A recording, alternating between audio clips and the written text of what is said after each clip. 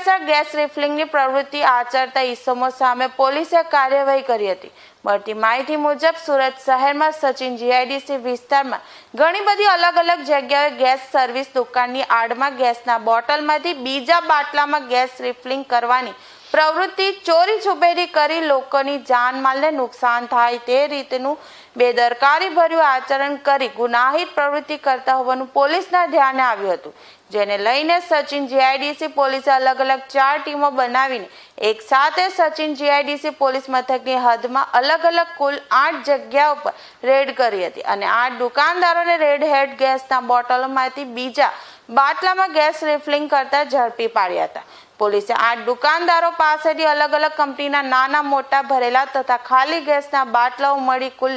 52 નંગ તથા gas રિફિલિંગનું machine નળી સાથે નંગ 8 તથા ઇલેક્ટ્રિક વજન કાંટા 8 ગેસ ભરવાનો વાલ નંગ 8 મળીને કુલ 1,07,750 રૂપિયાનો મુદ્દામાલ તપાસ અર્થે કબજે કર્યો હતો અને પકડાયેલા 8 ઈસમો વિરુદ્ધમાં અલગ અલગ 8 ગુના દાખલ કરીને કાયદેસરની કાર્યવાહી હાથ ધરી છે।